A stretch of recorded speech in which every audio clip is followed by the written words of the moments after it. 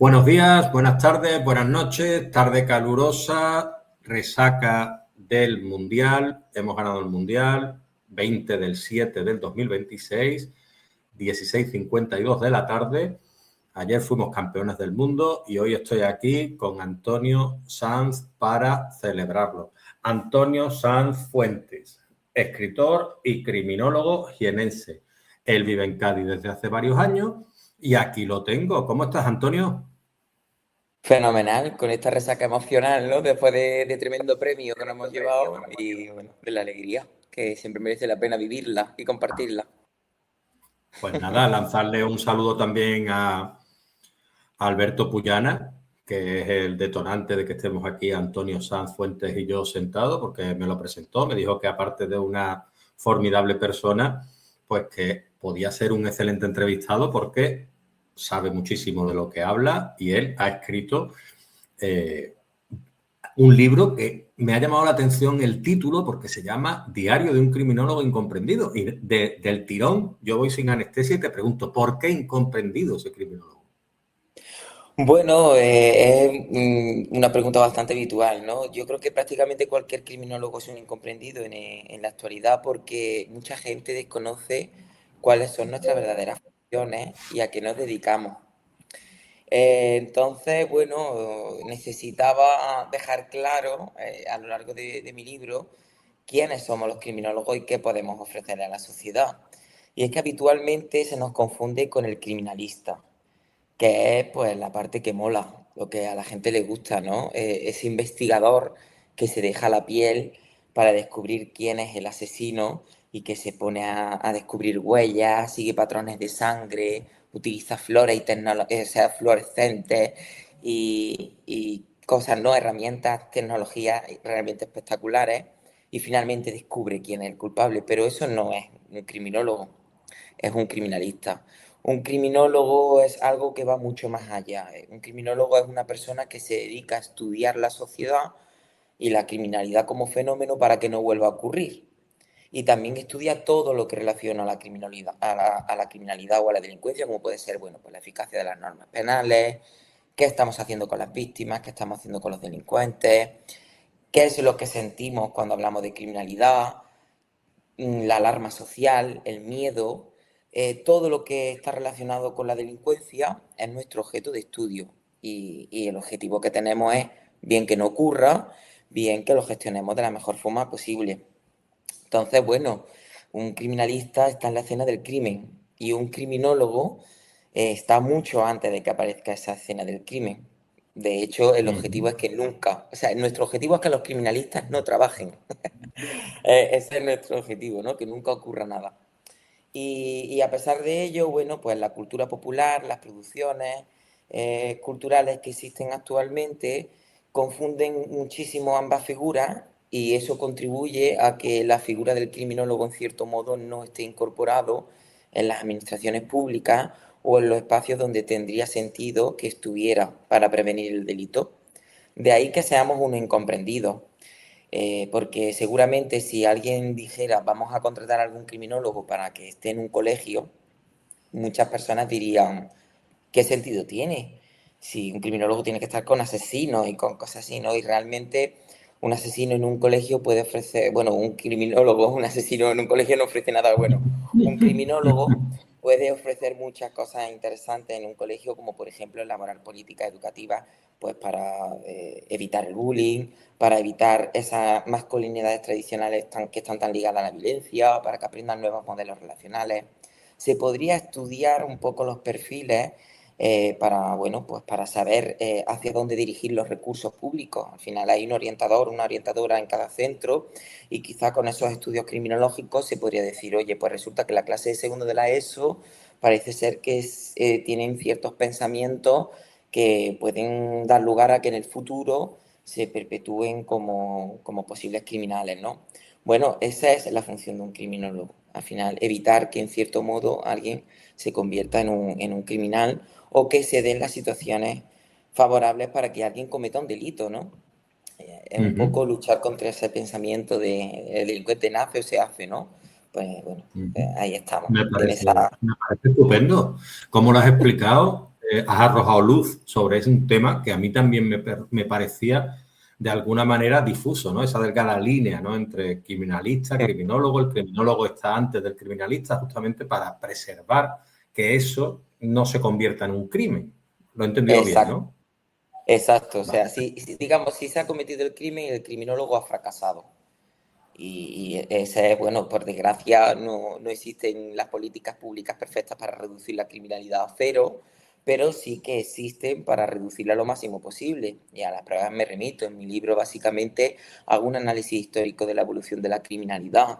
Y esa evolución de la criminalidad para encontrarnos a día de hoy en la sociedad más segura de la historia no ha sido algo baladí, no ha sido que seamos seres pacíficos progresivamente con los años, sino que ha habido una serie de políticas como una civilización, un panóptico, digamos, cada vez hay mayor control sobre los seres humanos y un mayor autocontrol ejercido sobre nosotros mismos. Bueno, hago un análisis exhaustivo, no, porque se pueden leer muchísimas obras, digamos, más densas sobre este tema, pero sí que arrojo algunos datos o algunos, bueno, algunos relatos, algo de información, apunto hacia estudios para que la gente acuda a ellos, que nos permiten saber por qué a día de hoy somos la sociedad más segura de la historia. Y una de ellas es pues, confiar en la ciencia y confiar en los criminólogos.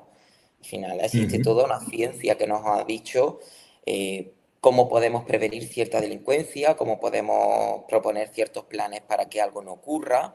Y eso ha sido avances científicos, ¿no? Avances criminológicos, que al final la criminología no es política, es una ciencia. Ajá.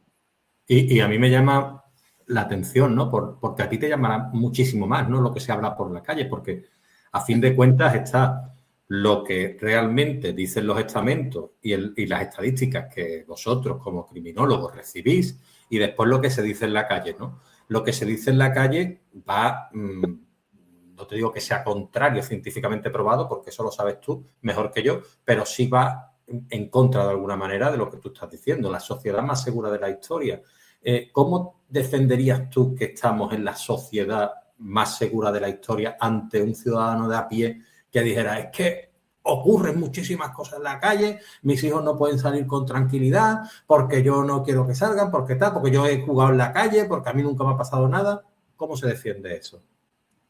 Es muy difícil porque, por desgracia, existen una serie de sesgos y heurísticas en nuestra personalidad que tenemos como seres humanos que impiden, en cierto modo, que seamos capaces de tener una opinión crítica y fiable sobre la delincuencia. En cierto modo, una de las principales causas que evitan que la gente reconozca que estamos en la sociedad más segura de la historia es que las causas predominan sobre las estadísticas. Y estamos expuestos continuamente a medios de comunicación, estamos sobreinformados y en muchas ocasiones un hecho muy concreto, pero muy espectacular, puede hacernos creer que estamos peor que nunca. Y esto se reproduce muchísimo a través de las redes sociales.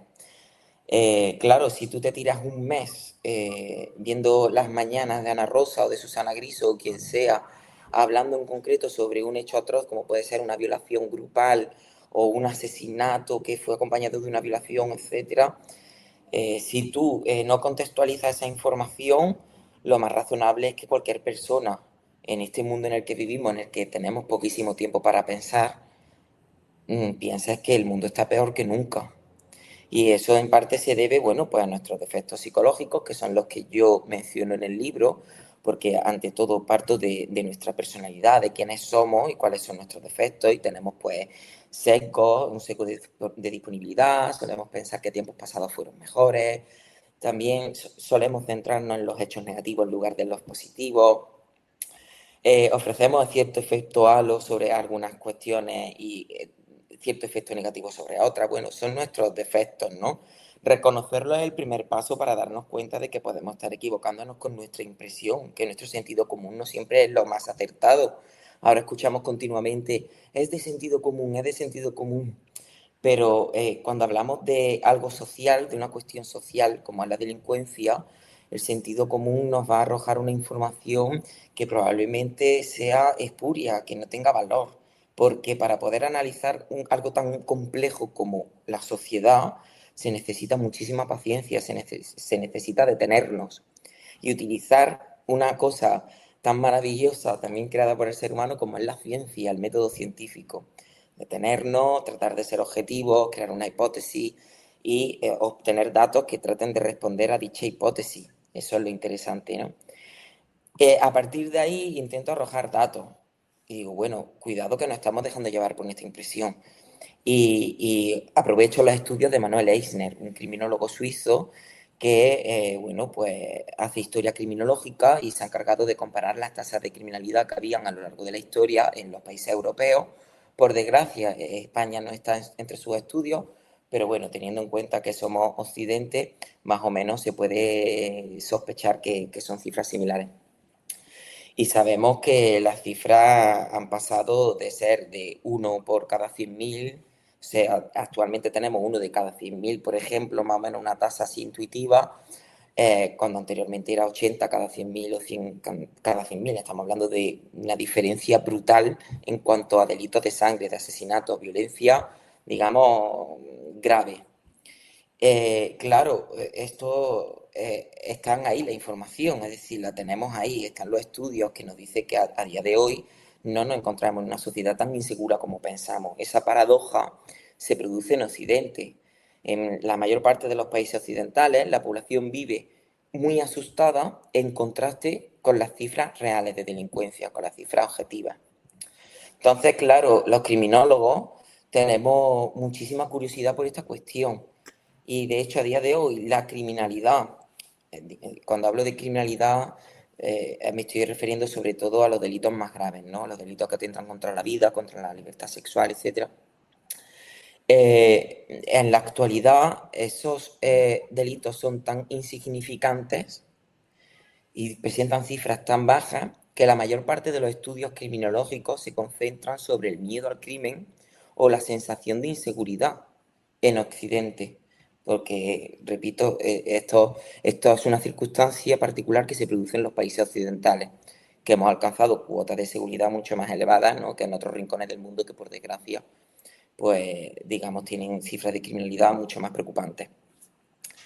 Entonces, claro, esto es una bomba, ¿no? Es una bomba de relojería porque viene a luchar contra un pensamiento instaurado y muy generalizado, que se repite constantemente como un mantra de que la sociedad está peor que nunca y de que antes se vivía mejor.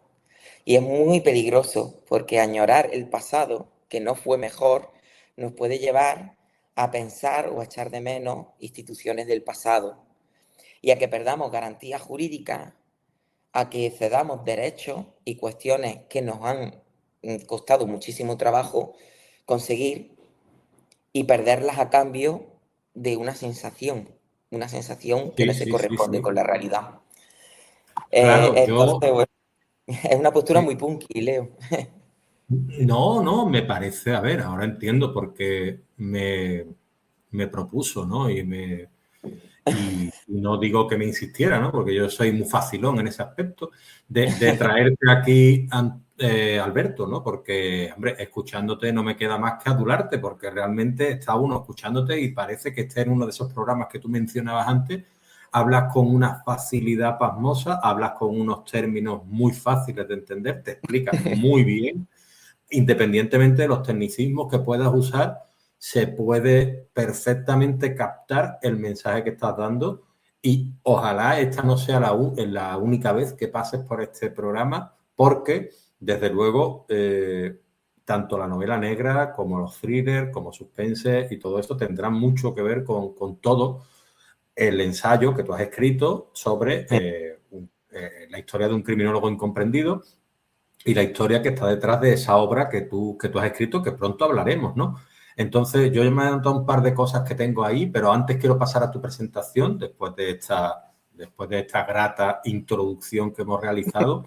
Pues bueno, estamos aquí ante Antonio Sanz Fuentes, criminólogo, divulgador y escritor. Él nació en Bailén, está afincado en Cádiz, como bien decía antes. Antonio ha construido una trayectoria marcada principalmente por una pregunta incómoda, como bien veníamos anunciando.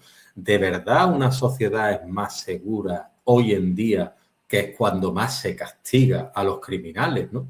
Entonces, él está graduado en criminología por la Universidad Pablo de Olavide, con formación de posgrado en Derecho Penal, Política Criminal y Sociológica aplicada.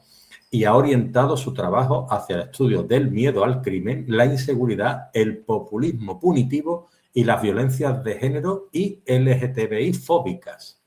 Ejerce como criminólogo en la Fundación Municipal de la Mujer del Ayuntamiento de Cádiz y es vicepresidente de la Asociación Profesional de Criminología en Andalucía, Andacrim, y ha colaborado como investigador en estudios sobre feminicidios.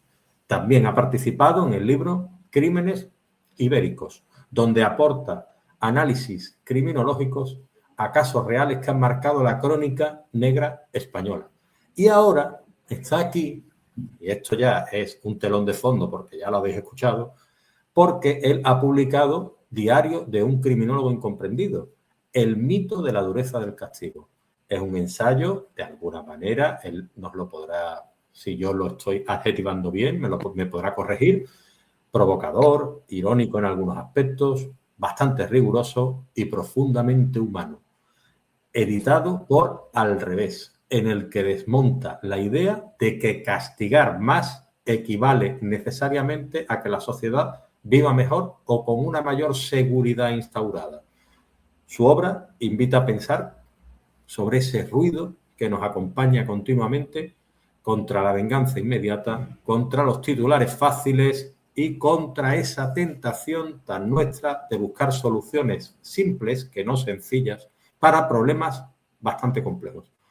Y por eso hoy lo traigo aquí para que conozcáis a este criminólogo, escritor, divulgador y también a esa bellísima persona que hay detrás de una mirada que defiende la ciencia, la prevención, la reinserción y una justicia muchísimo más humana que hemos conocido, de la que hemos conocido históricamente, que ha habido verdaderas barbaridades, ¿no? En esos castigos y injusticias que se han cometido, ¿no? No sé qué te ha parecido esta presentación, Antonio. Hombre, pues muy bien, me has vendido bien. Yo creo que ese soy Aquí yo, venimos a vender libros, Antonio, entre otras cosas. entre otras cosas, ¿no? Yo ya me preocupo sobre todo de dejar plasmado ese mensaje, ¿no? Ya, si alguien se engancha y quiere comprarse el libro, pues maravilloso, porque yo creo que es un libro que está gustando, ¿eh? Yo no sé si eso servirá para crear efecto masa y que la gente se anime a comprarlo. A ver si tengo la suerte de que cae la etiqueta de bestseller, que eso ya hace que Hombre, se produzca ¿por el qué efecto no? bola Los de bestsellers están muy relacionados con el crimen también, ¿no? Y con los true crime y todo esto, ¿no? A veces, efecto. ¿no? Y está muy relacionado. Yo creo que ¿Por alguien qué que ese morbo? dijera, Perdóname, Antonio, ¿por qué ese morbo que trae? Yo lo traté en un capítulo, en un episodio que me invitó José María Toral, José María Marzal, de su podcast, y yo hablaba justamente de eso, ¿no? Es decir, llama la atención que los mayores crímenes y atrocidades que se han cometido y que el true crime esté tan en alza hoy en día y que la gente se acerque como en peregrinación a esos lugares en los cuales se han cometido crímenes tan brutales para, no sé, para ver, bueno, pues este hombre metió la sangre de tal persona en un frasquito y ahí está el frasquito y tal y cual.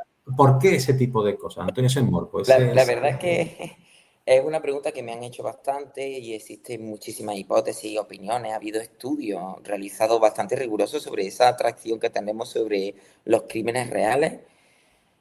Se podría resumir siempre con la típica palabra, ¿no? Morbo. Pero yo creo que incluso va un poco más allá. Yo creo que al final tenemos cierta atracción hacia aquellas personas que rompen todas las normas y nos genera muchísima curiosidad. El ser humano es curioso por naturaleza, es lo que nos mueve y lo que nos motiva a ser mejores o peores, eso ya depende, lo que nos motiva a crear o a transformar el mundo. Y acercarnos a este tipo de historias tan diferentes, tan alternativas, yo creo que despierta en nosotros muchísimo interés como especie, de decir hasta qué punto, qué umbrales somos capaces de superar. Y creo que eso nos genera una atracción brutal. O sea, yo creo que es muy difícil quitar la mirada cuando te vas enterando de todo lo que ha sucedido y cuanto más macabro sea. Es inevitable. O sea, el true crime es un tipo de producto que funciona muy bien.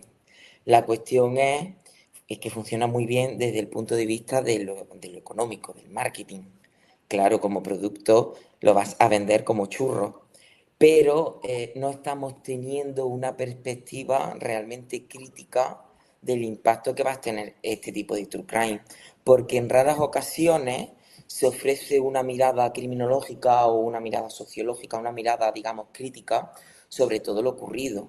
A veces se queda en una mera descripción que se ofrece hasta incluso con cierto carácter de atractivo sobre algo que fue realmente cruel y no se ofrece esa perspectiva crítica. Yo la he encontrado en muy pocas ocasiones.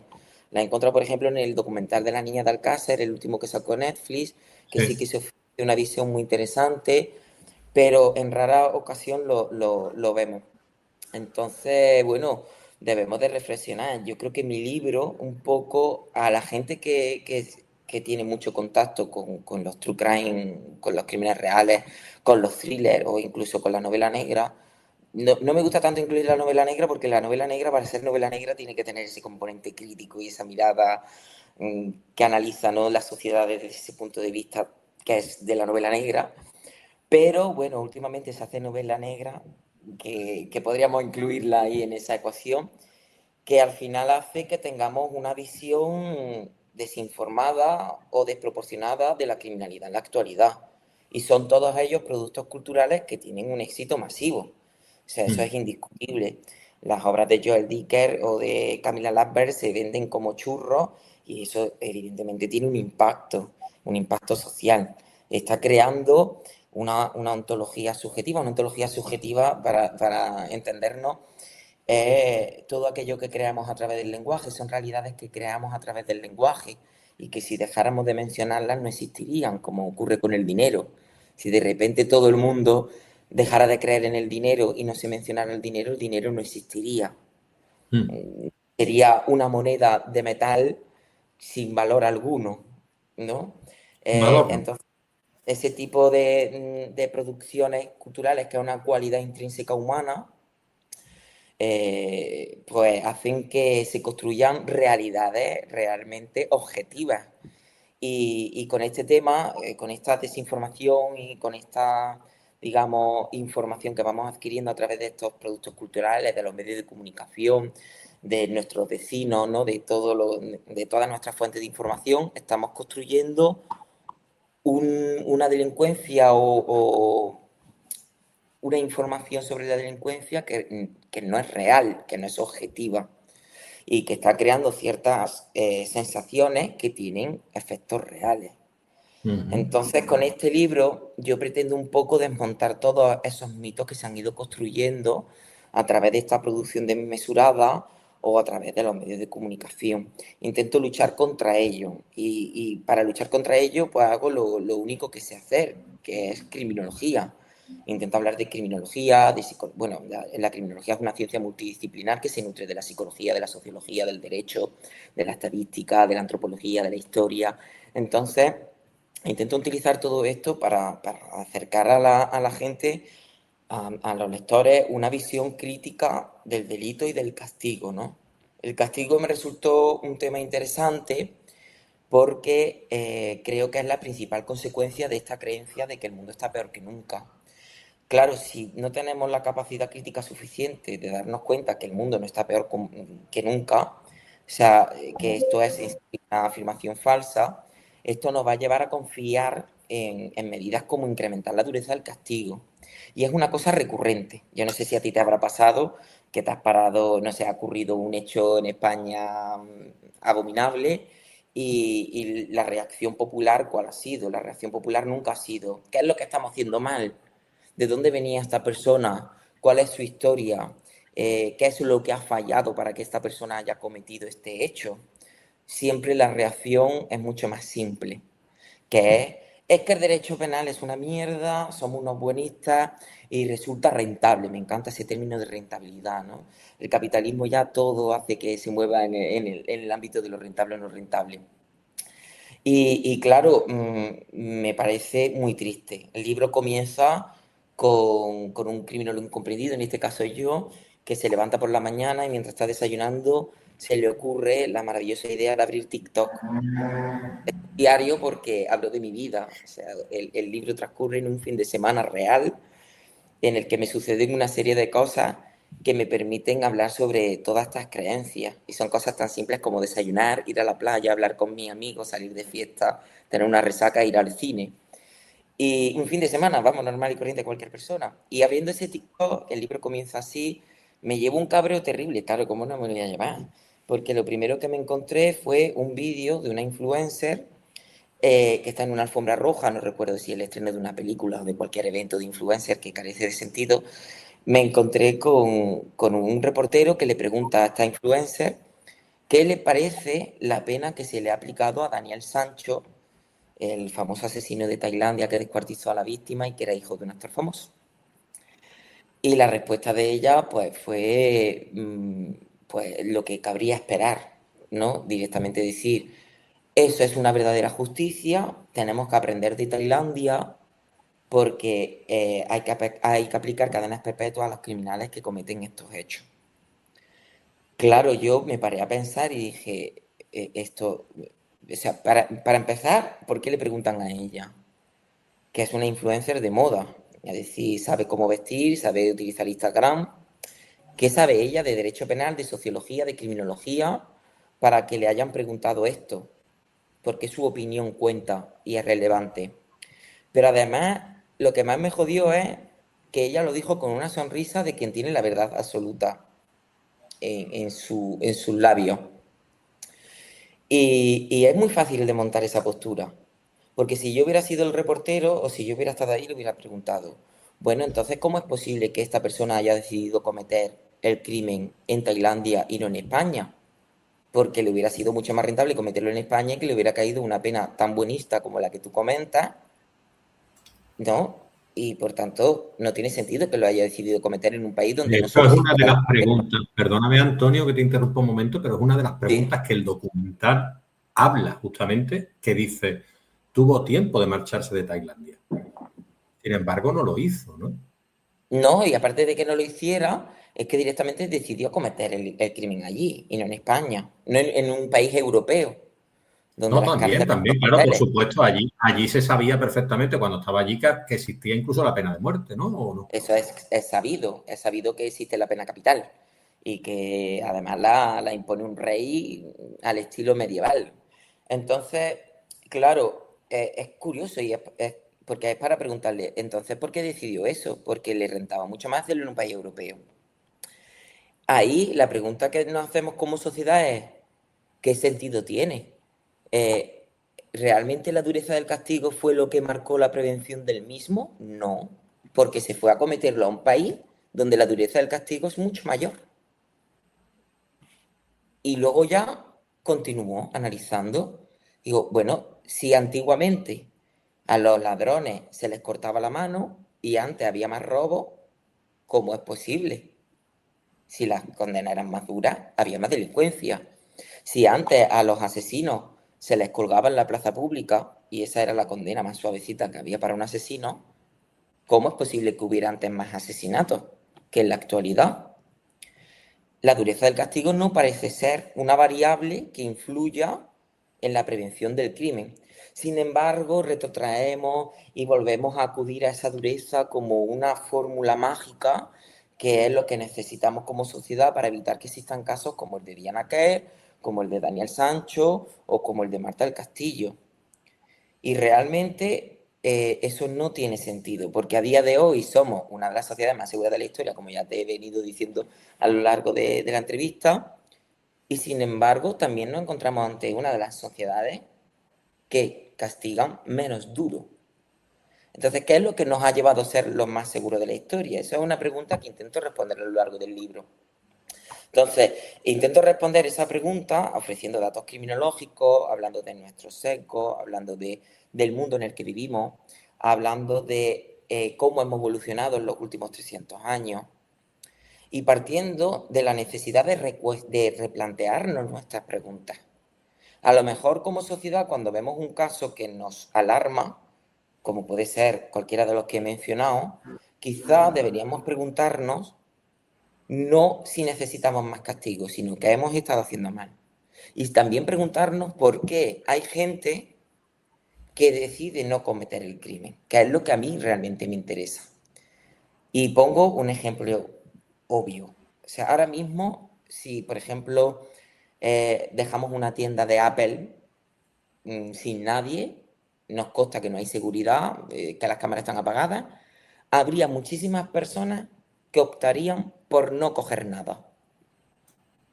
Y sin embargo hay otras personas que optarían por robarlo. A mí me interesa saber por qué algunos deciden no hacerlo. Porque lo que hayamos hecho con esas personas es lo que necesitamos mejorar y hacer para que las demás tampoco lo hagan. Eso es lo realmente interesante. Sin embargo, nos centramos en una perspectiva basada en las consecuencias. No miramos hacia las causas. No miramos hacia todo el sistema social que explica la delincuencia, sino miramos únicamente hacia la consecuencia que debe de tener una persona. Y esto no es casualidad, esto no es casualidad. Vivimos en un mundo cada vez más individualista, vivimos en un mundo cada vez más complejo, en el que tenemos miedos muy grandes, inseguridades, ciertas dificultades para desenvolvernos en el mismo y encontramos cierta pues, tranquilidad en soluciones que aparentan ser simples. Y por eso cada vez los discursos políticos son más simplistas. O sea, basta con ver cualquier discusión en el Congreso de los Diputados de hace 50 años y en la actualidad y vemos que el discurso se ha simplificado. Se buscan frases mucho más cortas, más sencillas, se apuntan a soluciones aparentemente rápidas y simples como fórmulas mágicas para solucionar nuestros problemas. Y eso realmente es una forma de engañar a la población. Y ahí es donde entro al populismo punitivo. Se utiliza constantemente el discurso de que necesitamos más castigo para ser mejores y esto se aprovecha de esta creencia popular extendida, una creencia popular que es razonable que exista. Porque si yo tengo muchísimos problemas, llego cansado de mi trabajo y lo único que tengo son 5 minutos para ver el telediario y me presentan el caso de una persona que ha cometido un crimen horrible, nadie va a tener el tiempo de dedicar, de pensar y qué causas han debido esto, sino de decir, que hijo de puta, que le apliquen la mayor pena posible y a tomar por culo. Y realmente eso lo que está haciendo es perpetuar las circunstancias que lo producen. Porque el hecho de aplicar más castigo, como hemos visto, no parece tener demasiado impacto. O sea, yo me gustaría aclarar, por si acaso alguien entra en la reducción de lo absurdo, que yo no defiendo un mundo sin castigo. O sea, el castigo es importante, cuidado, porque el castigo señala lo que no toleramos y lo que no estamos dispuestos a aceptar. Pero yo dudo de la eficacia de incrementar constantemente la dureza. Dudo de esos discursos que dicen, yo protejo más a las mujeres porque yo voy a meter a los agresores sexuales en la cárcel de por vida. O dudo de aquellos que dicen que yo soy el que lucha contra la delincuencia porque he creado la pena de prisión permanente revisable. Dudo de eso porque basta con acercarse a la pena de prisión permanente revisable que se aprobó en el 2015 y ver el impacto que ha tenido en la delincuencia que pretende castigar. Nula. Ha sido prácticamente nulo. O sea, antes ha sido marketing político, ha sido populismo. Populismo es básicamente proponer cosas que sabes que no van a tener efecto ninguno y que mantienen el status quo tal y como está. Y es punitivo porque se aprovecha de las creencias sobre el castigo. Ese populismo punitivo forma parte de nuestro día a día y se aprovechan constantemente de todo esto los políticos, ¿no? La clase política. Y es una herramienta de manipulación sobre la población en general. Y eso es una cosa sobre la que pretendo luchar con el libro y hacernos ver que realmente no están manipulando. Por ejemplo, el caso Estás que te diría. dando una clase de criminología, de criminalística de alguna manera Y de política criminal. y Sí, sí. de razonamiento, de lógica, creo yo, ¿no? Es decir, no obstante, yo no voy a hablar de mis miedos por ejemplo, ¿no? Es decir, ¿por qué hablamos de la... Yo no digo que yo esté de acuerdo o no esté de acuerdo. Es decir, yo tengo una hija que tiene 15 años y que a mí me da miedo, ¿no? Es decir, yo quiero que tú me respondas cuánto hay de miedo en tu obra, no miedo tuyo, sino del miedo de la sociedad instaurado y que quizá incluso haya sido provocado intencionalmente para que justamente vivamos en este tipo de sociedad un poquito más abocada a lo que tú estás diciendo, ¿no? De que haya un castigo mayor, de que tal, de cual. ¿Cuánto hay de miedo en Diario de un criminólogo incomprendido con respecto a lo que es la obra y el tratamiento del miedo en la sociedad? Bueno, hay mucho, o sea, porque básicamente es un libro que ya apunta hacia una cuestión importante y es que casi toda nuestra política criminal se sostiene sobre una sensación generalizada. No solo hablo del miedo, hablo de todas las emociones que nos relacionan con el crimen, hablo de la empatía, hablo del miedo, hablo de la rabia, hablo de muchísimas emociones, porque cuando paso de los sesgos, empiezo a hablar de las emociones. Y creo que, bueno, defiendo el papel de las emociones como una herramienta indispensable para detectar situaciones que debemos cambiar, pero también como cuidado, o elementos que pueden ser objeto de manipulación y que nos estén sometiendo a la sociedad. Hay un libro muy interesante de Jean Delimont, un historiador que se llama El miedo en Occidente, en la Edad Moderna, y me parece una obra de arte que recomiendo a todo el mundo, en el que habla directamente de cómo se empezó a utilizar el miedo en el siglo XVIII para, bueno, pues para manipular a la población y crear, bueno, pues un modelo de sociedad en el que el status quo fuera inalterable. Esta obra sentó las bases de muchísimo análisis sobre el miedo como instrumento de manipulación de la sociedad. Tú has mencionado a tu hija, entonces me parece interesante que nos centremos en la violencia que sufren las mujeres. En este sentido, es particularmente interesante otra obra de Nerea Barjola, que si no recuerdo mal se llama La microfísica o la microfísica sexista del poder sexual o algo así. Es un nombre así un poco complejo porque parte de los postulados de Foucault, pero bueno, si buscáis a Nerea Barjola vais a encontrar el libro con el nombre exacto. Es otra obra de arte perfecta porque señala precisamente cómo la sensación desproporcionada de inseguridad que existen sobre las mujeres vienen a perpetuar sus roles y los estereotipos de género. Y me explico. Además es algo que utilicé y que hice un análisis bastante guay en Crímenes Ibéricos, en uno de los casos de Crímenes Ibéricos. Pues básicamente parte de la idea siguiente, es decir, todo el mundo cuando se imagina una violación, una agresión sexual, tiene en su imaginario algo clave, y lo tenemos casi todos, que es una calle oscura con una bombilla tintineante, ¿no? Pim, pim, pim. Una mujer que va sola por la calle y que le asaltan. Yo creo que eso es básicamente una imagen estereotípica de lo que viene a ser una agresión sexual. Y tú cuando piensas en la inseguridad de tu hija, lo más probable es que estés pensando en que alguien la asalte sexualmente en la calle, volviendo sola, porque además siempre los consejos son los mismos. No te quedes sola, vuelve en un taxi que yo te lo pago, intenta que vayas con tu amiga, que alguien te acompañe, yo voy a buscarte, porque ese es el verdadero terror. Sin embargo, cuando nos acercamos a la criminología nos ofrece datos claves sobre cómo se desarrolla o cómo se desenvuelven las agresiones sexuales. La mayor parte de las agresiones sexuales se producen en un entorno conocido, es decir, en un espacio conocido por la víctima y por parte de una persona conocida. Suelen cometer los familiares o amigos en espacios como su casa o las casas de los amigos, espacios que habitualmente conocen.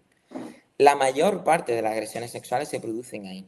Sin embargo, si le preguntamos dónde tienen miedo a sufrir una agresión sexual, casi siempre son en espacios de ocio, en la calle o en el transporte urbano.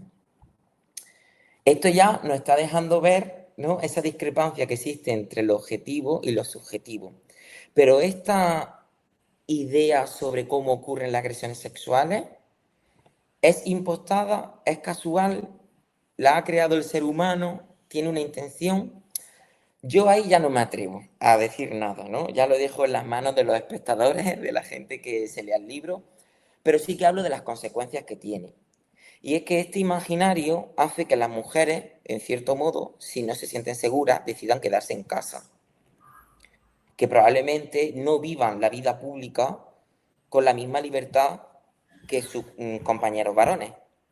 porque al final tienen un miedo a decir, yo conozco a miles de amigas que básicamente han decidido muchas veces no salir de casa porque no sabían si iban a volver solas y a lo mejor no tenían dinero para pagarse un taxi o incluso a veces hasta los taxis le dan miedo. Entonces, ellas no están viviendo con la misma libertad o democráticamente esos espacios, ¿no? Y ese impacto es real. Y además las condena, las perpetúa a ocupar espacios donde objetivamente hay un mayor riesgo de que sufran una agresión sexual. Entonces, es curioso, ¿no? Es cuanto menos curioso. Pues creo que este ejemplo de tu miedo se puede extrapolar a la población en general. El miedo que tenemos sobredimensionado al hecho de sufrir un delito como, no sé, una agresión física, un navajazo o que alguien es tan desmesurado que puede dar lugar a que la gente viva insegura y que cambien sus patrones, que cambien sus pautas, que no salgan a la calle con la misma confianza. Y esto pues, puede verse sobredimensionado por las circunstancias y por las características de la sociedad actual. O sea, ya no solo por la información que consumimos, también es cierto que las ciudades cada vez son más diferentes y que vivimos en un mundo más globalizado. Eso tiene un impacto indudable, ya no solo por la inmigración, sino también por el turismo. Antes había un bar Pepe y ahora hay una hamburguesería que pone Goblins que está igual en Brooklyn. Entonces, hace que también nos sintamos ajenos al mundo que habitualmente conocíamos. Tenemos ciertas inseguridades en nuestra vida. O sea, el trabajo ya no te garantiza un mínimo vital. La vivienda es un bien prácticamente inalcanzable. Nuestro entorno es frágil. La mayor parte de nuestros amigos tienen unas circunstancias similares a nosotros. No encontramos una red de apoyo que realmente sintamos que nos proteja o que nos puede salvar. Ha perdido todo muchísima relevancia. Sentimos que los gobiernos son incapaces de dar respuesta a estas cuestiones. No es casualidad que un gobierno se refugie constantemente en la seguridad, en el derecho penal o en cambios significativos sobre sobre los derechos, porque realmente es el único campo de actuación que les queda. O sea, están constantemente hablando de la inseguridad de los migrantes, que nos causan los migrantes, peligrosísimos. Están hablando constantemente de cambiar las normas penales porque es lo que pueden hacer. Porque pueden dedicarse a expulsar, a crear centros de detención, pueden crearse a modificar las normas, pueden dedicarse a modificar las normas penales, pero no pueden modificar todas esas grandes causas y esos grandes problemas sociales que realmente nos tienen inseguros, con incertidumbre e incerteza, que son las que realmente nos asfixian y que hacen que busquemos refugio desesperadamente, que se centran en nuestra seguridad personal. Y esto es una cuestión que no es nueva, es decir, a lo mejor dices tú, madre mía, este tío es un genio. No, no, yo simplemente he leído a Bauman, he leído a Castells, he leído a Anthony Giddens, que llevan pronosticando que esto iba a ocurrir 30 años, 40, Sí, porque era algo que se veía evidente. de hecho, yo, a ver, me he criado, bueno, yo me he criado en una generación, obviamente, se nota, ¿no? Por la caída de pelo y por el aspecto y tal, con respecto a la tuya. Es decir, yo nos llevamos unos años y yo me he criado en una familia que creo que era una familia estándar, una familia normal, en la que, y en esto quiero puntualizar un poco lo que tú has comentado para pasar a otra pregunta, en la que el ten cuidadito era muy diferente para mí que para mi hermana. El ten cuidadito para mi hermana es que no te agredan sexualmente, como tú bien has dicho, y el ten cuidadito para mí era no te metas en bronca. ¿Sabes? Eso Era muy es lo que yo diferente el ten percibía, cuidadito, vamos. claro, el ten cuidadito de víctima o el ten cuidadito no, no seas cabrón, claro, es que al final... Claro, de no te metas en bronca no yo, sino que no, que si alguien te provoca, tú tampoco entres al trapo. Es decir, que hay Claro. que tener cuidado, ¿no? Es decir, como si los hombres no sufriéramos mucho menor medida agresiones sexuales que las mujeres, Pero o que sufrimos las mucho más. mujeres no se pudieran meter en pelea tampoco, que se meten mucho menos que los hombres, porque al final ese es el puntito genético, el puntito social, que a lo mejor me estoy aventurando porque tú sabes mucho más que yo de eso, pero al final es como que para lo que nos han preparado, ¿no? Es decir, tú defiendes a tu hermana, tú defiendes a tu hermano pequeño, tú vas a la guerra, tú tal, tú cual, y tu hermana se queda aquí casi que haciendo las camas o lo que tenga que hacer doméstico, ¿no? Y tú, A mí esa no es tu parcela, ¿no?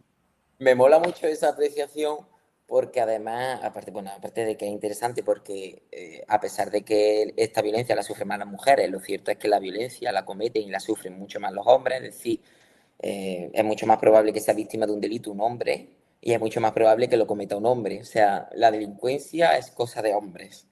Se concentran sobre todo en los hombres. Y esto, bueno, en el libro también hablo yo de componente genético porque es indiscutible que cada uno tiene una personalidad. Yo puedo nacer con una personalidad mucho más agresiva que tú y por tanto recurrir a lo mejor en mayor medida a la violencia. La cuestión es que la sociedad nos moldea, ¿no? Y lo mismo debe centrar más recursos sobre la persona agresiva y dejar más a un lado a las personas que son más tímidas, más introvertidas, que recurren en menor medida a la violencia, ¿no? Bueno, esto ya es una cosa que yo hablo en el libro, que también que está muy bien que la gente se acerque, porque, en fin, eso existe, es real, cada uno tiene una personalidad y está ese componente evidente. Pero lo cierto es que los hombres, eh, para alejarnos un poco de esa idea que a mí me parece un poquito ignominia, de que los hombres que los llevamos en la testosterona, realmente es porque la masculinidad nos enseña a ser dominantes, nos enseña que tenemos que defendernos, a que tenemos que ser más agresivos o que tenemos que demostrar más en mayor medida el honor. El honor no es una cuestión que en el libro tiene muchísima relevancia porque explica en mayor medida la violencia que se comete en nuestro país, la violencia que cometemos los españoles. El honor es clave para entender por qué a día de hoy se siguen cometiendo asesinatos y delitos graves. Porque en la cultura mediterránea, en la cultura española, la honorabilidad sigue siendo una cuestión, es algo intangible, es una cuestión absurda, pero que moviliza muchísimo la violencia, el acto violento y lo justifica.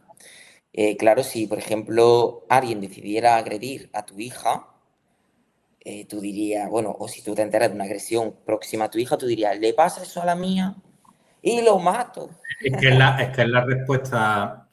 respuesta, Claro. pero es mínimamente la que tomamos.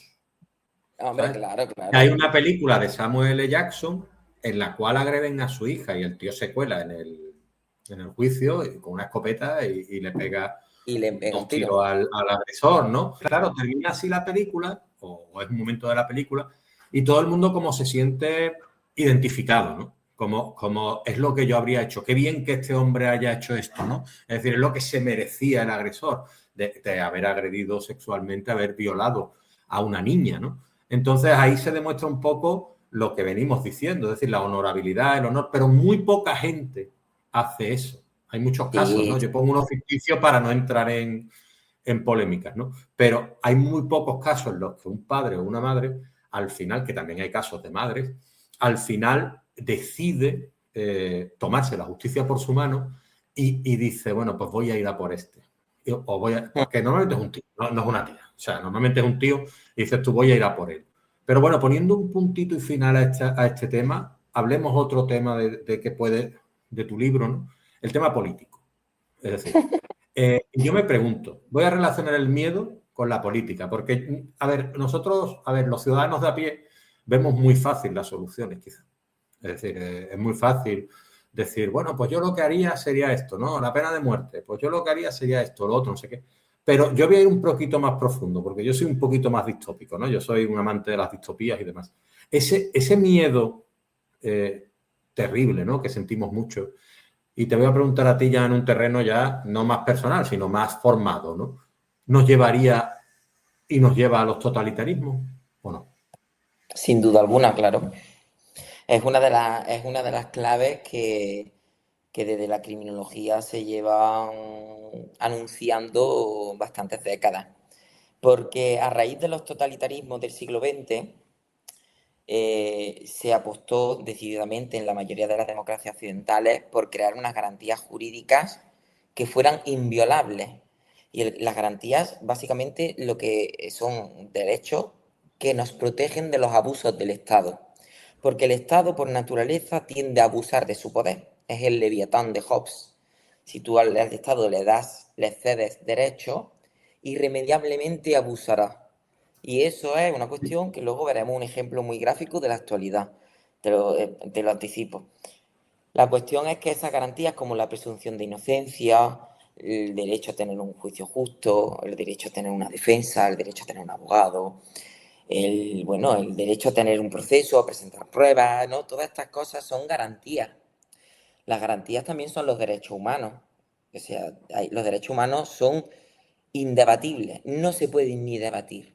No se puede plantear o poner sobre la mesa que un derecho humano o que una garantía jurídica está entorpeciendo la seguridad, porque eso sería el primer paso para avanzar hacia un totalitarismo. Y es una cuestión que debemos defender con uñas y dientes todas las personas que vivan en democracia. ¿Qué pasa? Que en este modelo político criminal hacia el que avanzamos poco a poco, o no tan poco a poco, yo ya no sé muy bien los ritmos, pero hacia el que parece al que apuntamos irremediablemente sobre la seguridad ciudadana, constantemente ponen en entredicho, ¿no? que los derechos humanos pues, sean para todo el mundo, que estas garantías se perciben como una forma de entorpecer el sistema, y cada vez más lo vemos en el debate público de manera muy discreta, pero que ahí están, se mueven ahí, ¿no? Ese eslogan que ha puesto de moda el Nayib Bukele de los cojones, que dice no hay derechos humanos para los que no son humanos. Pero es que resulta que los delincuentes también son humanos, porque de hecho el ser humano yo creo que es más hijo de puta que buena gente en general. Entonces, claro, aquí encontramos un ejemplo clave. Los hondureños, bueno, en este caso era El Salvador, los salvadoreños, eh, tenían un problema real de delincuencia. O sea, ellos, digamos, su situación era diferente a lo que nosotros planteamos porque nosotros no tenemos una situación objetiva, sino subjetiva. Pero ellos la tenían objetiva. O sea, las tasas de homicidio, que además son delitos que carecen de cifra oscura, la cifra oscura es los delitos que no se denuncian y que desconocemos, eran enormes, o sea, eran cifras de guerra. Entonces había un claro problema. Claro, poco a poco, a cambio de esa seguridad que objetivamente la gente necesitaba, se cedieron muchos derechos. A día de hoy es indiscutible que en la última década El Salvador se ha convertido en una dictadura. Había cuatro artículos constitucionales que impedían la reelección de cualquier presidente y Nayib Bukele directamente las ha ignorado. Se ha dedicado a apropiarse de todos los poderes, el poder legislativo, el poder jurídico y el poder ejecutivo, y además ha exiliado a cualquier opinión crítica. Ya son más los periodistas que están fuera del país que dentro, porque al final, si no eres afín, tienes que estar fuera. No hay cabida, claro.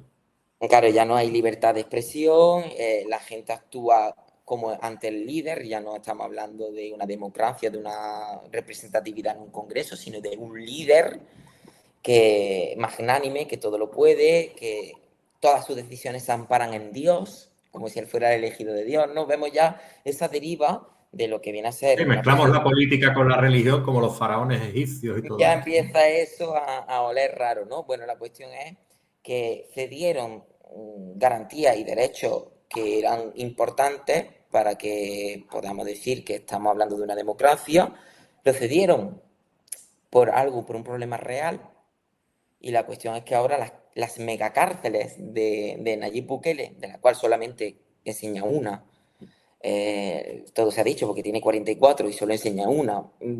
Las demás no sabemos nada de esas cárceles. Y En habrá que las ver que, la limpieza también que ha podido hacer en esa cárcel antes de enseñarla, ¿no? y aparte de que, bueno, ya se sabe que se está metiendo en esas cárceles a personas disidentes, que antes el criterio para juzgar a una persona, porque claro, ya en este país, como se declaró un estado de excepción perpetuo, ya no existen las garantías de tener un derecho a un proceso justo, ya no se desarrolla el proceso como tal. La policía te acusa de ser de una mara o de ser de una banda, e inmediatamente vas a prisión.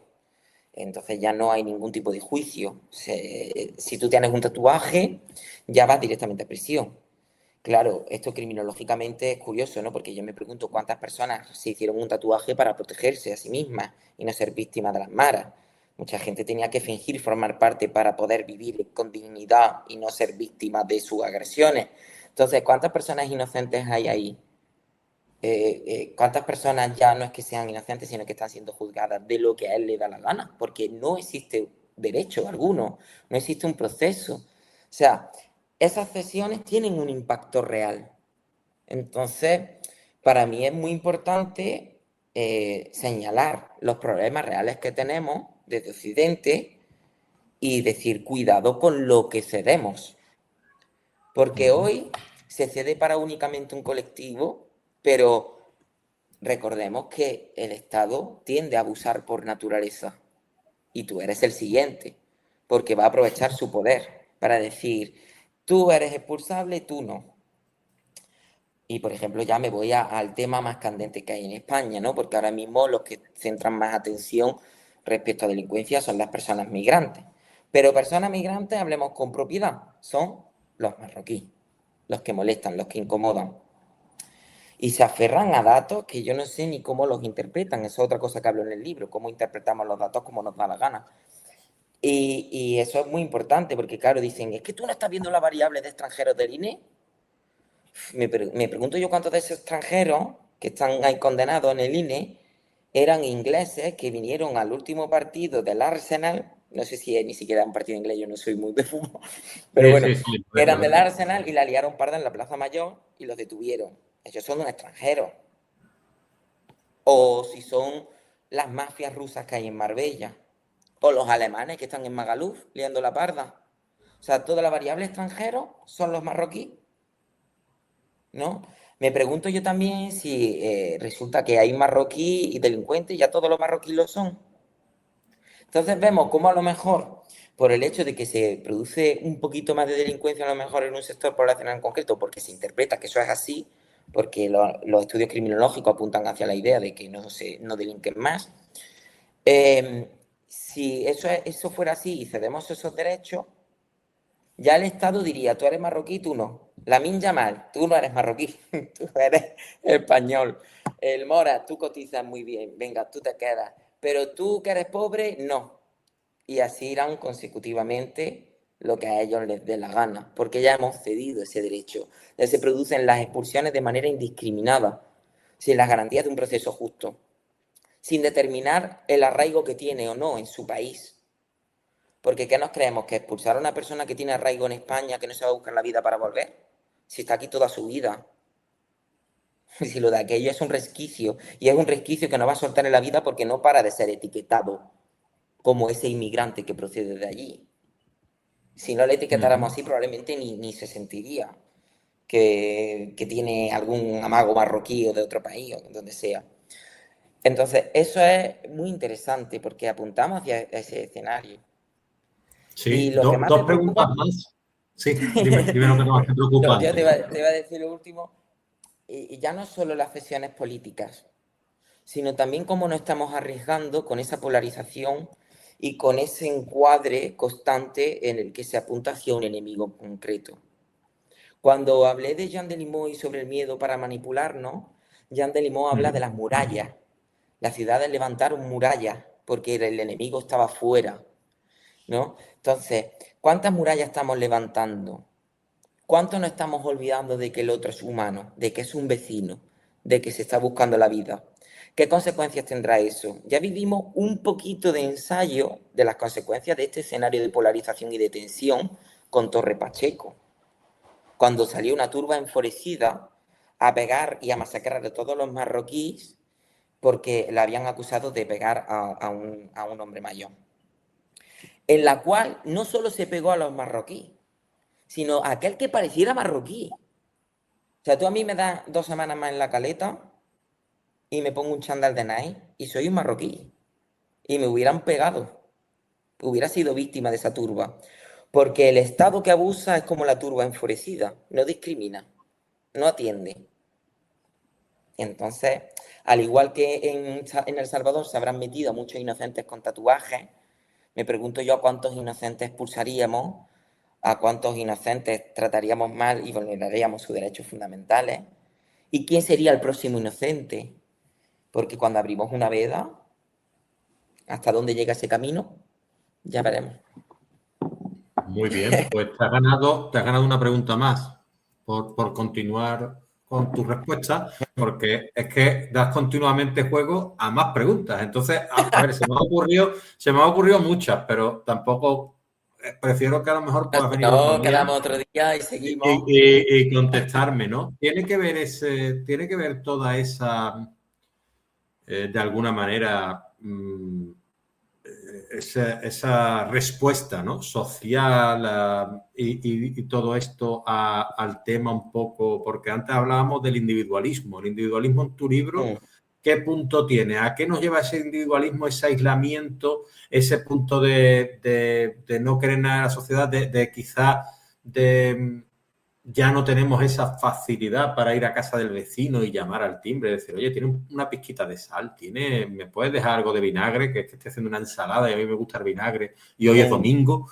Es decir, que te dé vergüenza todo ese tipo de cosas, que tú digas, a ver, es que no vivo en sociedad porque ¿cómo le voy a pedir yo a este hombre sal? Va a pensar que estoy tarado, ¿no? Entonces, al final dices tú algo que era tan cotidiano hace 40 años, de decir, vete a casa de la vecina, porque yo lo he vivido, y pregúntale si tiene un poquito de azúcar para el café o lo que sea, para endulzar el café, ¿no? Sí, sí, Hoy en claro. día ni se te pasa por la cabeza, te tomas el café amargo y dices, voy a ir yo a casa de la vecina, ¿no?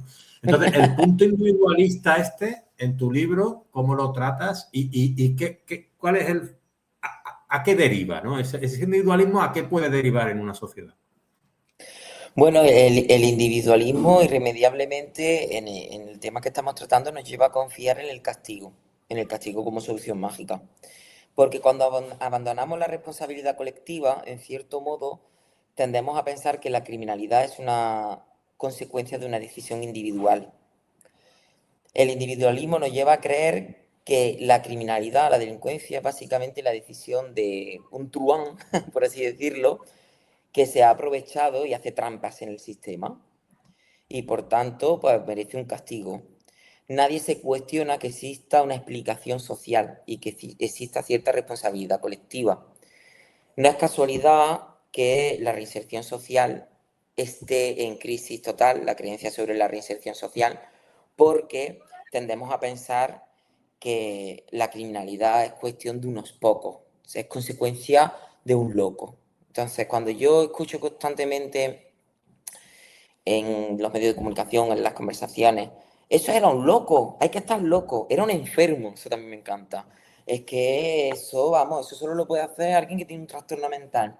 En cierto modo, eso es consecuencia de nuestro individualismo, porque tendemos a pensar que es cuestión de algo excepcional de una persona y que por tanto la única medida posible es meterlo a la prisión como receptáculo, como contenedor de basura para tenerlo alejado y olvidarnos de que existe. Pero si tuviéramos responsabilidad social y tuviéramos, ¿no?, un pensamiento colectivo, realmente pensaríamos que hemos hecho mal. Porque esa persona siempre saludaba, era un vecino más, se tomaba el café abajo y tenía una vida normal. Sin embargo, un día decidió matar a alguien. Entonces, ¿qué es lo que ha pasado? Basta con rascar un poquito en la historia y en las trayectorias vitales de estas personas para ver que probablemente venía de una familia desestructurada, que ha tenido un contacto con las drogas, que tenía dificultades económicas y se vio envuelto en una espiral en la que atrapado, en la que al final, bueno, pues sucedieron ciertas cosas, en la que estaba obsesionado con un tema, por ejemplo, porque como yo soy de Jaén, voy a poner un ejemplo de Jaén, porque una oliva era mía y no era tuya, y tú te la estabas quedando y esa es mía, y al final esos conflictos crecen, crecen, crecen, crecen, que al final, ¡pum!, le mete un tiro. Puede parecer surrealista, pero acercaros a la España rural y veréis que eso puede ocurrir. Claro, realmente si tú te acercas a su historia, ves que existe una explicación colectiva, ves que realmente fracasamos como sociedad. Porque en la mayor parte de los casos, si se hubiera detectado que el niño procedía de un entorno desestructurado, lo mismo le podríamos haber ayudado y hubiéramos reconducido. Si detectamos que el niño, por ejemplo, tenía una personalidad agresiva y no tenía el suficiente control parental ni el control institucional a través de las instituciones educativas, probablemente nos damos cuenta de que fracasamos porque el niño tenía una personalidad que tendía a la agresividad y que no supimos cómo moldear o cómo actuar sobre ella. Claro, si nos acercamos, eso significa que estamos buscando una explicación social, una explicación colectiva de qué es lo que hemos hecho mal.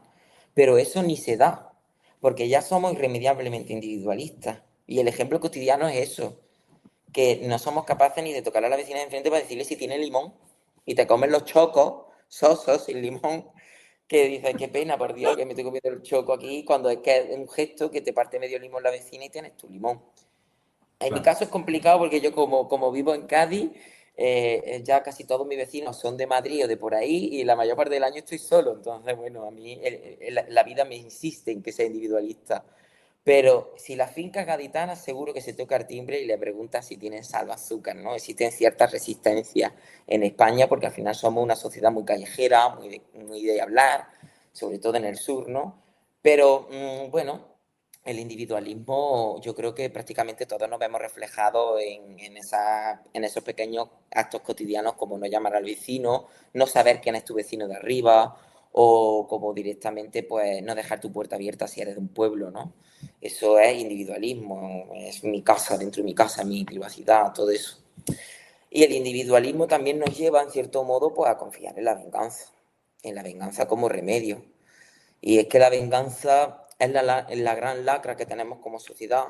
Y ahí es donde yo meto un poco la crítica, ¿no? Cuando hablo con escritores de novela negra, de thriller, bueno, pues con creadores culturales en general, porque no hemos sabido desprendernos de la venganza y a la vista está en nuestro pensamiento artístico y cultural que muchas obras giran en torno a la misma.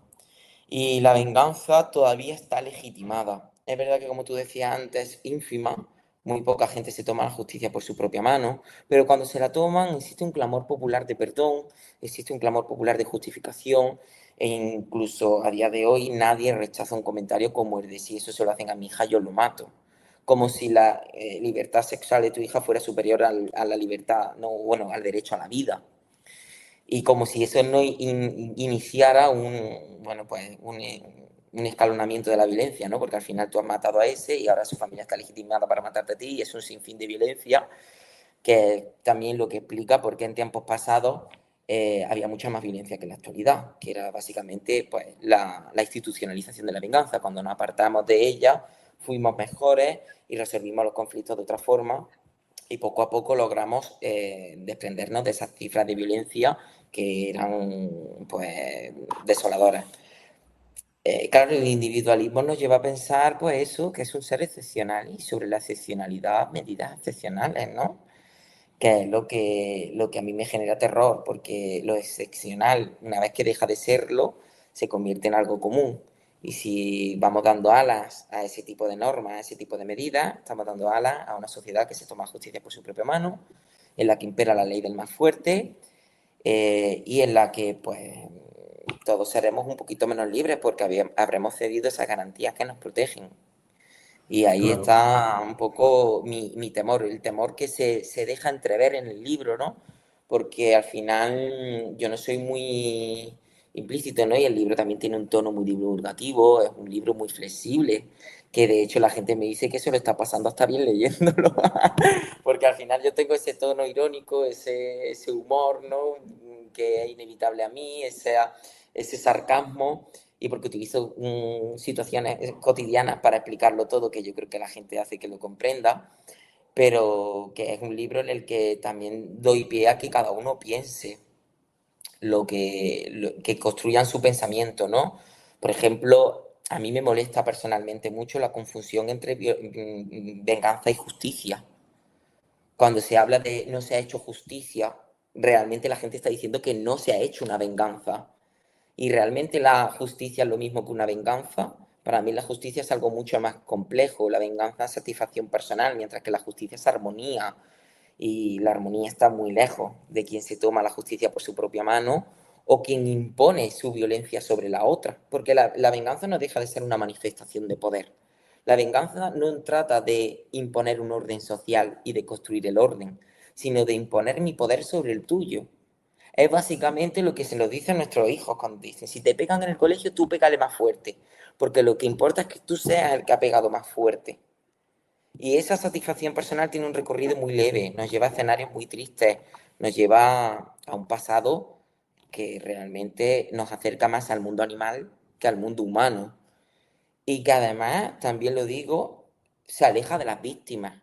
porque se utiliza mucho a las víctimas para imponer todo este discurso vengativo como medida para la delincuencia, como si lo que realmente necesitaran las víctimas es la venganza. O sea, las víctimas tienen derecho a pedir venganza, porque están sufriendo el mayor de los dolores posibles y por tanto están legitimadas para decir, quiero que sufra, quiero que le ocurra lo peor, ¿no? Yo no soy un cínico, si matan a mi madre o matan a mi hermana o a alguien a quien yo quiero, yo voy a ser el primero que digo, hijo de puta, te caiga la ira de Dios y sufra en el infierno y quiero que... Pero yo ahí estaría siendo Antonio, estaría siendo... estaría buscando una satisfacción personal inmediata, me estaría moviendo por la rabia, por las emociones más puras del ser humano. Dejaría de ser un criminólogo. Un criminólogo tiene que apuntar hacia la armonía y el orden, adoptando decisiones objetivas. Y la venganza objetivamente no nos lleva a ningún escenario positivo, no nos lleva a ningún lado. Y además se olvida de las víctimas, porque si tú les cedes a ellas el derecho de la venganza, te olvidas de todo lo que además se necesitan. Porque yo me pregunto si la familia del colombiano que fue asesinado por Daniel Sancho, que han conseguido su venganza porque tienen la cadena perpetua, me pregunto si ellos han tenido recursos psicológicos, sociales, que se hayan preocupado por ellos todos estos años y que les hayan reparado el daño causado y que les hayan ayudado a superar su trauma, o seguirán ahí con su dolor y con todas las consecuencias de haber sufrido algo así. La venganza tiene unos límites evidentes y obvios y no nos llevan nada más que a la petición de más venganza. Entonces, bueno, el individualismo creo que nos lleva a confiar en estas medidas, creo que tenemos que revisarnos como escritores, como espectadores y como personas en general, revisarnos ya no solo por el papel que le ofrecemos a la venganza y ese papel que le damos en nuestra cultura mediterránea, sino también, pues bueno, como personas tenemos nuestros sesgos, si somos lo suficientemente críticos, también por qué no como sociedad decimos, oye, que yo vale, que está muy bien, que yo escuchaba a Ana Rosa, he escuchado a Cristina Cifuentes y a todos sus periodistas todólogos, pero me gustaría que hubiera un criminólogo o alguien que sepa de penal, ¿no? Que reclamemos el mínimo de tener a un experto, pero un experto de verdad. No, o sea, un experto que ha dedicado toda su vida, 20 años, a estudiar en la universidad, a indagar sobre, no sé, la eficacia del derecho penal en los delitos económicos y que vaya a hablar. Porque el populismo punitivo, por desgracia, aquí nos hemos centrado en los crímenes más crueles, pero el populismo punitivo es transversal a toda la delincuencia. Porque a mí me da igual que el PSOE diga, yo voy a ser el más duro con los corruptos. Si luego tú tienes, o sea, ¿de qué me sirve que tú incrementes las penas en los delitos económicos si tú no estás haciendo nada que cambie las causas que hagan que en tu propio partido haya delincuentes económicos? No tiene sentido. Y además el populismo punitivo no tiene ideología, que lo mismo aquí la gente me está diciendo, como he hablado más, este es un ultraizquierdoso, bueno, como ahora tendemos también a etiquetarlo todo, no, o sea, el populismo punitivo no tiene ideología política. El populismo punitivo se produce respecto a cualquier hecho delictivo, porque se nos presenta el castigo como solución. A mí me da igual que tú modifiques las penas de los delitos de corrupción si tú no estás cambiando las causas que lo producen, como por ejemplo la impunidad, como por ejemplo es el retraso constante de los juicios que lleva a que se eternice y que al final vivan plenamente.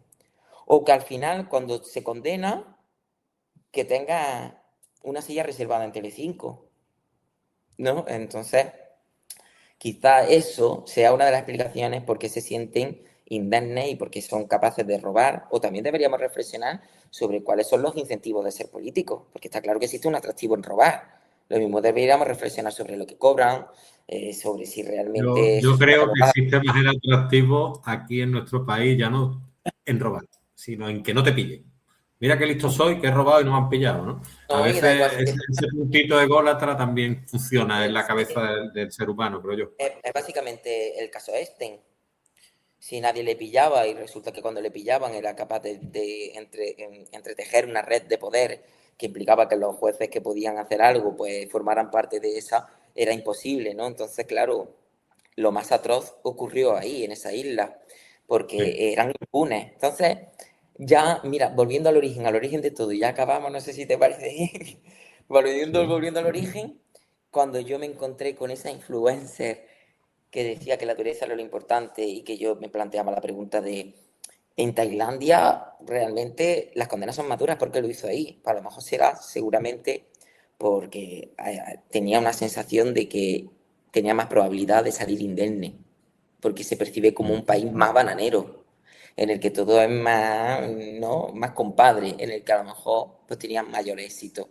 Entonces, ¿qué es? La efectiva aplicación, la rapidez de la condena, acabar con la sensación de impunidad o la dureza, lo que consigue la prevención, ¿no? ¿Cuál es el criterio que realmente lo consigue?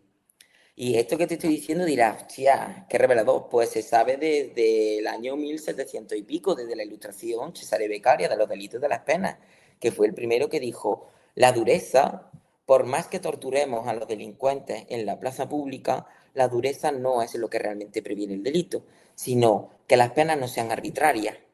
Es decir, que no la decida un juez en función de quién sea, sino que esté determinada en un papel y que sea efectiva. Si ponen de 5 a 10 años, que sean de 5 a 10 años por X comportamiento y no que de repente el juez diga, tú eres un campesino, muerte, tú eres noble, un mes de trabajo forzoso. No, que sea rápido. Cuanto mayor sea inmediata la aplicación de la pena, antes se percibe como que el comportamiento efectivamente es condenado, que sea proporcional.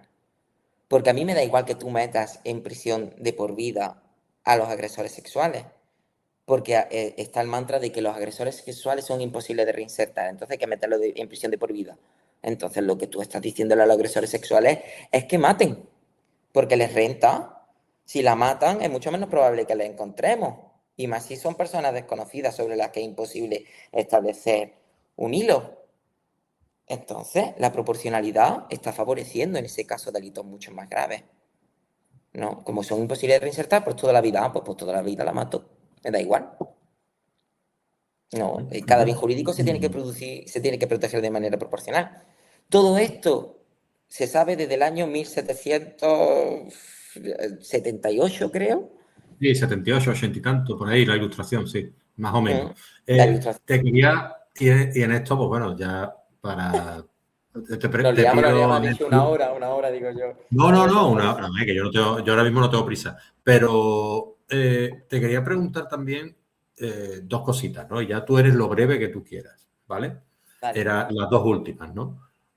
Una es sobre los medios de comunicación, el tratamiento que tú haces en tu libro sobre los medios de comunicación y desde mi punto de vista existe pues de alguna manera la televisión y todo esto casi que está o por lo menos durante una etapa no sé si busca la idiotización del público o le interesa a alguien que estemos idiotizados y que no pensemos y que cada vez los programas sean menos culturales, menos transversales, menos profundos, como tú decías, y que den esa chatarra, como decíamos, ¿no? O esa, ¿cómo se decía? Telebasura, ¿no? Y que eso pues triunfe, ¿no? Entre la población, porque eso al final lo que hace es crear un caldo de cultivo en el cual todos estamos ahí viendo la tele diciendo, vamos a ver, ¿qué me interesa a mí la vida de esta señora, que todo el mundo seguramente le ponga nombre, o de este señor, que todo el mundo seguramente le ponga nombre, ¿no? Y en realidad estamos ahí, ¿viste ayer lo que dijo tal persona? ¿Viste ayer? Vamos a ver, si esto, lleváis hablando de lo mismo 40 años y aún seguimos viendo eso y seguimos con lo Claro. mismo. O lo que tú decías, ¿no? De la influencer, tal. ¿Por qué prestamos tanta atención a... ¿Por qué ahora no jugamos en lugar de ver a alguien jugando a un videojuego? Es decir, es que yo veo o a una chica jugando... No, no, es que yo me quedé flipado cuando mi hija era más pequeña, que había una chica que jugaba con las muñecas o sea, y los Y ella niños y las veía niñas cómo... veía cómo jugaba con las muñecas en la orilla de la playa, en la cocinita, en lo otro. Así que no es más divertido jugar con otros niños o jugar tú mismo con tus muñecas, que es lo que hemos hecho toda la vida, que ver a alguien jugar a un videojuego, que ver a alguien jugar con muñecas. Pregunto yo, no sé. Y entonces yo creo que eso crea una falta de pensamiento, porque tú al final no desarrollas tu imaginación, te la está desarrollando otra persona. Es como ver jugar un Está videojuego. Es configurando decir, otro. ¿cómo disfruto yo viendo jugar un videojuego? Yo quiero jugar, yo, y experimentarlo, No, ¿no? la verdad que ahí hay muchos interrogantes.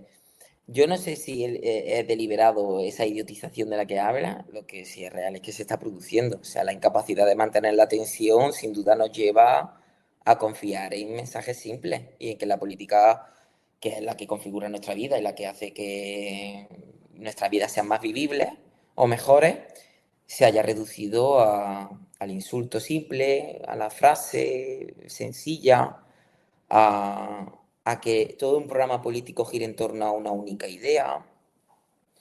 Y eso resulta convincente porque hemos mermado la capacidad de pensar de la población, ya no solo por esta forma de consumir, ¿no?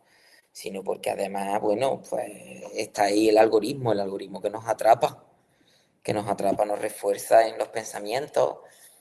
Es complicado aproximarnos a esto. Yo sí que te digo que en el libro, la forma en la que nos relacionamos con la comunicación y en la que consumimos información, yo la introduje en uno de los capítulos de las emociones, que se llama rabia.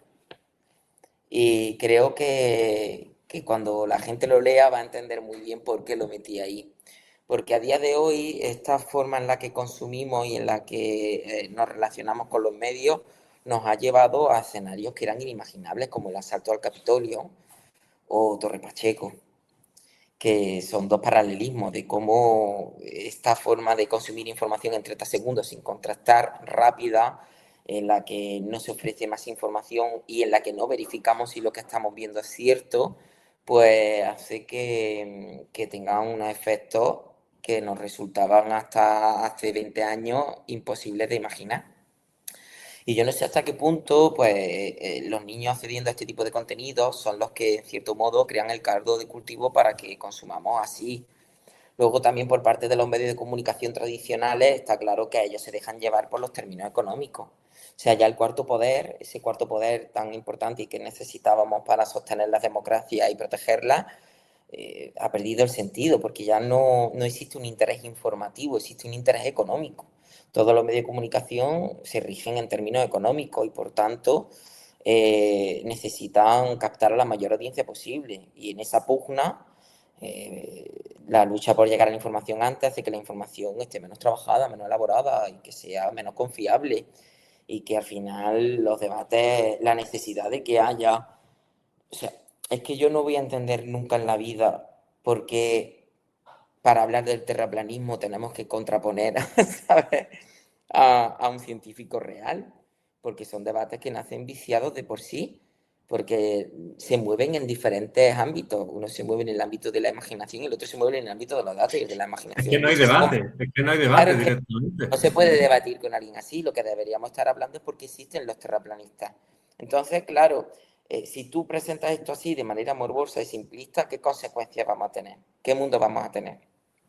Pues lo mismo pasa con el tema de la criminalidad o del derecho o de la sociología. O sea, si tú hablas un vecino que le robó un moro versus a uno que eso no tiene ni pie ni cabeza, o sea, ese tipo de debate, ese tipo de planteamiento. Pero sin embargo, juegan con una cuestión que está candente, la gente se queda en la tele y ellos ganan su dinerito.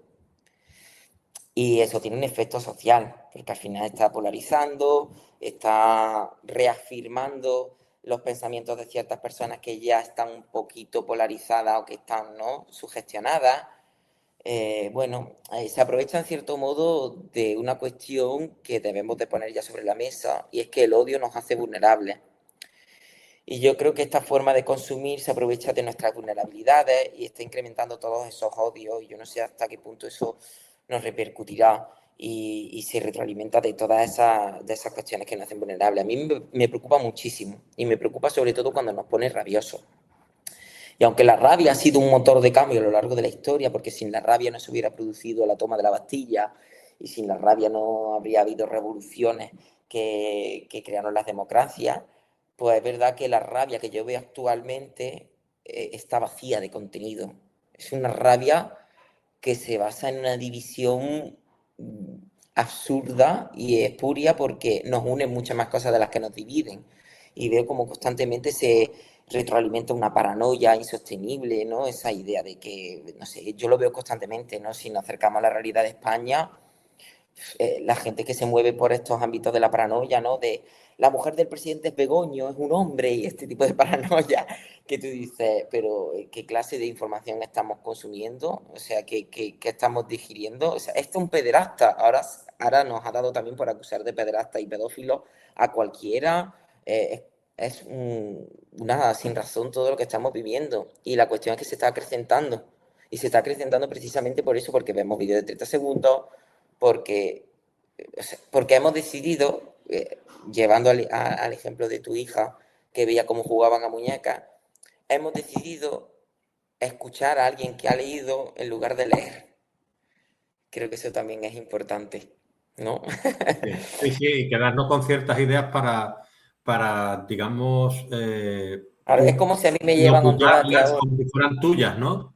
Claro, es como, yo llevo toda mi vida es corta, yo tengo 30 años, mi vida a lo mejor no es lo más representativo, ¿no? Pero es como si tú llevas a José Luis Díaz Ripollé, un catedrático de Derecho Penal de la Universidad de Málaga, probablemente el más influyente y la persona que más sepa de política criminal en España y de política legislativa, y tú le llevas a debatir con el Choca. Es que el Choca va a ganar el debate, es que es muy fuerte. Sí, ya me imagino. Me imagino que Y no sí, tiene porque ningún va a tener el tipo de... populismo de parte suya, ¿no?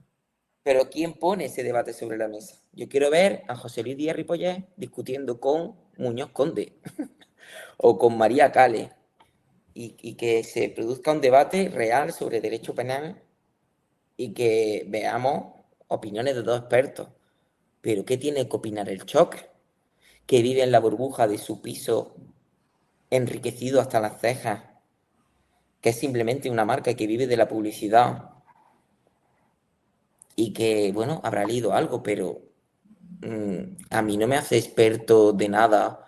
O sea, yo me he leído hace nada, no sé, un libro de historia y no me considero historiador. Creo que me Claro. falta mucho para hacerlo. Mm. Entonces, bueno, nos vemos en ese mundo, en esa tesitura y esto, pues bueno, yo intento, ¿cómo podemos hacer para luchar contra ello? Pues yo confío en la cultura, yo confío en la literatura, en el arte, en las herramientas que creo que transforman el mundo realmente. He decidido escribir un libro y hablar en podcast, salir en medio de comunicación, intentar, ¿no?, que se me escuche y dejar de ser un incomprendido y desmitificar las cosas. El mito de la dureza del castigo es el título del libro, pero yo creo que desmitifico muchísimas cuestiones a lo largo del libro. Yo incomodo a la gente, es un libro punky, yo lo anuncio desde el principio. Me vais a llamar hereje, voy a ser tratado como un hereje. Y esta es la verdadera actitud punky. O sea, lo punky no es ser ahora, como dicen los chavales, decir que tienen que volver cosas, comportamientos antiguos, ¿no? O sea, lo punky es escuchar cosas que incomodan, que sacuden. La incomodidad es lo que está apuntando hacia una cuestión que hay que cambiar, que hay que resolver, que hay que Sí, pero debatir. la gente no quiere escuchar eso, Antonio, perdóname. La gente quiere La gente comodidad. quiere escuchar que tú le des la razón, que le digas que ellos llevan la verdad absoluta, desconocen completamente las reglas del 3%, desconocen completamente la ley de Pareto, desconocen completamente muchísimas cosas de las que tú puedes conocer o que puedes hablar o de tal. Y lo que quieren ellos es llevar la razón absoluta, que tú le firmes su axioma. Y a mí déjame de rollo, que todo lo que tú digas es para nada, me tapo los oídos y cuando termines de hablar te vuelvo a repetir el mantra. Yo Y voy a seguir, idolatrar y a seguir viendo gente, Netflix. claro, yo voy a idolatrar a gente, a seguir la corriente, a mi mentalidad de colmena y al final todo el que no pertenezca a mi grupo es el enemigo. Y nos estamos convirtiendo, desde mi punto de vista, en una sociedad bastante laxa, vacía, vacua de ideas y al final, pues, enemigos unos de otros, que es lo que conviene también muchas veces a los Sí, claro. estamentos que haya muchos grupos que al final ninguno tenga un razonamiento completo y que diga, ¿tú de quién eres? Y dice, no, yo del Barça y todo lo que representa el blanco es malísimo. ¿Y tú de quién eres? Pues yo soy del partido rojo, del azul, del verde, del naranja. Doy ejemplos, como tú has dicho, del arco iris. Me da igual, para que no digan, es que este es facha, es que este es rojo, es que Claro. este es del arco iris o es que es naranjito o es lo otro, ¿no? Es decir, porque al final vamos a ir a ridiculizar las ideas de unos sin entender que el nacimiento Exacto. de la izquierda tiene un porqué de una opresión y que las personas al final tienen que sacar de alguna manera sus derechos porque hay alguien que está aquí, que representa a la derecha, por un ejemplo, y yo lo estoy diciendo con la izquierda, que al final está oprimiendo a esta persona. Se revuelve y dice no. Entonces, claro, cuando no tenemos esas bases de conocer a Marx, de conocer a Hegel, de conocer a otro, no nos podemos, lo que tú decías antes, ¿no? A Hobbes, al Homo homini lupus, a Santo Tomás de Aquino, a que esos son corrientes contrarias, a Kant, a otro, no sé qué, Pide y tú mucho, ya, pide mucho. claro, es que entonces yo voy a coger este tío, influencer, o esta chica, Que me influencer, dice lo que yo quiero escuchar. que me dice lo que yo quiero escuchar y yo lo voy a repetir como un papagayo y lo voy a defender a muerte. Lo voy a defender Y a que muerte. parece razonable, claro, ¿no? Claro, Y porque es fácil de piensa debatir. igual que yo, ¿sabes? Entonces no Sí, tenemos ningún espíritu y crítico, lo apelan hemos al sentido perdido. común, ¿no? Apelan al Claro, hemos sentido común. perdido el sentido común crítico, es decir, no, es que yo no Claro. pienso como esta persona. Y el hecho de que piense como esta persona en un porcentaje, porque todo el mundo tiene un porcentaje de la razón mínimo en lo que pueda decir o tal, o Sí. como decía este señor, el filósofo, yo lo repito mucho porque es verdad, no todas las opiniones son respetables, sino, o sea, no el contenido de la opinión es respetable. Es decir, lo que es respetable es que cada uno ejerza su opinión. Después tú tienes el derecho de que sea respetable o no sea respetable porque tú Claro, estás claro. Ahora te llaman perfina. Ahora te llaman perfina. una sandez. Entonces tú estás diciendo una sandez, es decir, el terraplanismo y todo esto. Y dices, no, es que tú eres un facha, es que tú eres un tal, es que tú eres un absolutista, es que tú eres tal, es que tú eres... No, es que lo que está diciendo es una sandez. Es que está demostrado Claro. científicamente. Es que yo tire una piedra al suelo, por la ley de la gravedad cae. No es que resulta que es que... No, ya está. Entonces, cerrando un poquito esta conversación tan nutritiva y con esta puntualización, si quieres añadir algo a lo que he dicho, por supuesto que puedes hacerlo. No, sí, vamos, coincido, vamos. Esto da para quedarnos aquí 3 horas. Y yo ya Claro. estoy Y yendo. no, podríamos hacerlo, pero yo te invito a que vengas otro día y lo hagas, ¿no? Y Sí, nos pasemos por aquí, hablemos de otras cositas interesantes del mismo modo. Pero yo te quería preguntar, porque es de recibo y es de justicia también, eso que decías tú, que, bueno, la venganza y la justicia, ¿no? La venganza, yo quería también decir un pequeño matiz de lo que tú has dicho, que al final, gracias a todos estos, a Hollywood y todo esto, el cine principalmente, pues claro, la figura de Charles Bronson y todo esto, confundimos la justicia con la venganza muchas veces y todo está sí. representado en la gran pantalla, ¿no? Digo, qué guay, qué testosterona, qué esto, qué lo otro, qué tal. La justicia, la venganza y al final, lo que hablo yo siempre, existe una coincidencia difusa entre la venganza y la justicia porque forman parte más o menos de lo mismo. Pero quitando todo eso, ¿qué puntualización, qué punto... ¿cuánto tienes que agradecer tú a tu formación a la hora de verte convertido en escritor? Quiero que me hables un poco de Andacrim, de todo lo que hacéis en Andacrim. Quiero que de alguna manera tú rindas tributo, homenaje a toda esa formación que ha tenido. Gracias, dar un poquito las gracias a esos grandes profesores que ha podido tener, Bueno, formadores, y a tu carrera no solo formativa, sino profesional. ¿Y qué hacéis en Andacrim para que esta sociedad sea mejor? pues bueno, básicamente a mi formación yo se lo debo todo. Yo creo que no hubiera tenido esta perspectiva crítica sin mi formación en criminología. El hecho de haber dedicado mi vida a estudiar, pues ha sido la que me ha ofrecido las herramientas para poder analizar la sociedad como yo quería, ¿no? Para intentar ofrecer respuestas a mi hipótesis que fueran fiables.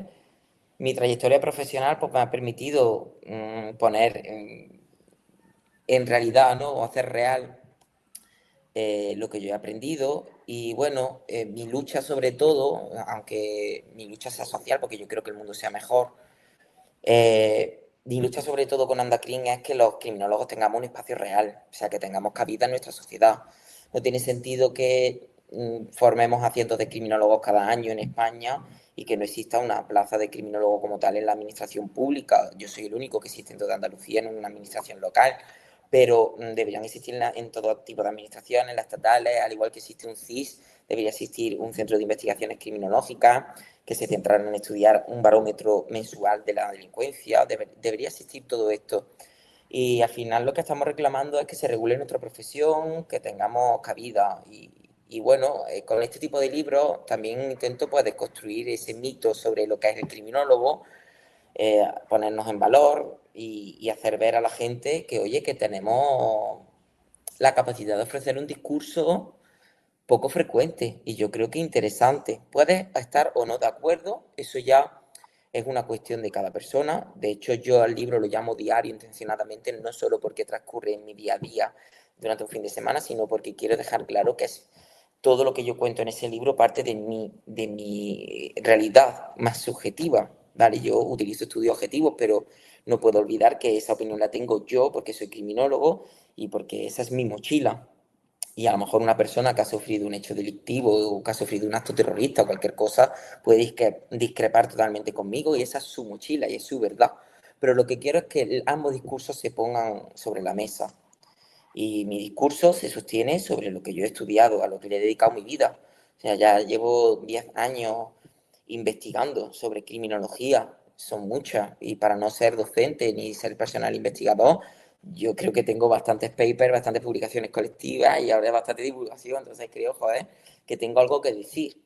Pero es que animo no que os acerquéis a mí, que no que se acerquen a mí, sino que se acerquen a mis compañeros que llevan décadas, a mis compañeros que es su día a día hacer un paper. Yo todavía puedo decir, venga, yo soy empleado público, yo puedo decir 3 meses me tiro sin investigar y voy a comer igual.